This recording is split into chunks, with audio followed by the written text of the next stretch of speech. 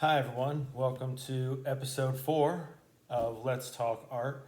I'm J. Edward Neal, and continuing on, I'm going to make this a weekly, bi-weekly series where I discuss my paintings.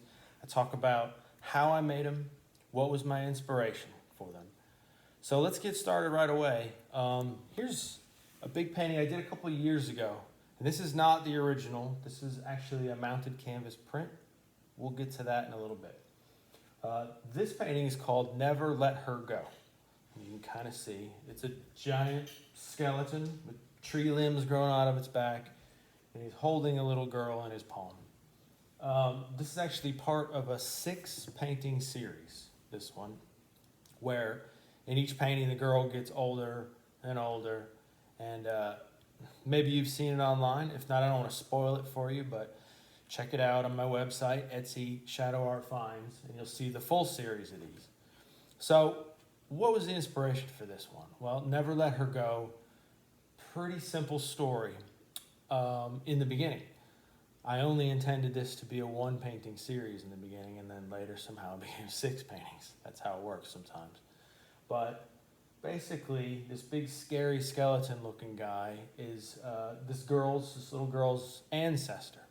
He represents all those that came before her. And you can see the kind of hint of nature growing out of his back. And he's holding her, not to scare her or harm her, but to protect her, to sort of guide her as she makes her way in the world. A lot of people thought that it was just, scary or whatever, and horror. Nope, he's not going to hurt her. He's there to help her. Never let her go. This one, it's a mounted canvas. The original sold long ago, but this one's actually the same size as the original. It's 20 by 30 inches. For this mounted canvas print, and the next one that I'm about to show you, I've got these available on my website as exclusives. I've signed the back. I've painted the borders black. Most mounted canvases have white borders. And these are as big as they come in my shop. I'm going to have 1 or 2 of these available at any given time, but no more than that. So I'm trying to make these exclusive. The print is pretty much as good quality as the original, but a lot less expensive. So if you're interested, take a look at the site. All right, let's move to the next painting. All right. This is the same size as the other one. This big canvas print, once again, not the original, is called Join Me in Shadow. And this was one of the first big tree paintings that I did. I really missed the original because it was a lot of fun to make.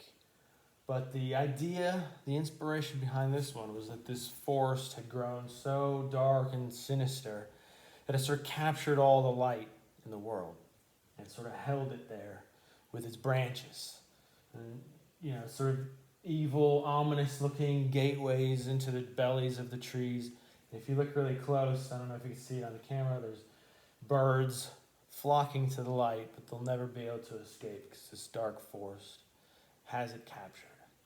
All right, so with the last one and this one, how did I make them? What was my process? Well, for both of them, and you'll find it on the website, Down the Dark Path if you want, the article is called How I Make My Surreal Paintings.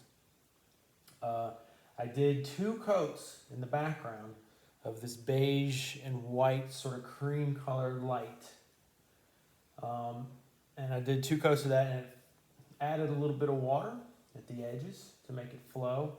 Let it dry, did another coat, let it dry, and then went in with the details of the trees. This one took me a long time to get the trees to get this kind of ominous feel that I wanted, and even longer to do all the highlights on all the little individual branches. I really do miss the original, but I do have this super high quality print, and like the last one, Never Let Her Go, this one's available as an exclusive mounted print on my website. Check it out. One of a kind, signed, black borders painted. There you go. All right, last one. I'm doing 3 this week. I think I'm going to do 3 every week from here on out. This is a much smaller painting, and this is the original. It's called Dark Sea Spirit. And for those of you who aren't familiar with the legend of the Kelpie, that was the idea behind this one. The Kelpie is a bit of Scottish folklore.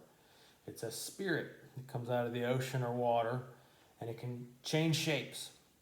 One of the shapes it takes is like a girl to lure people in, but another one of the shapes it takes is sort of an ominous horse.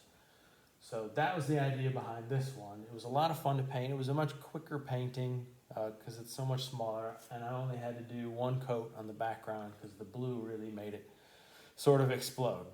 But I used the same technique as the last one with my acrylic blend. All three of these were acrylic originals.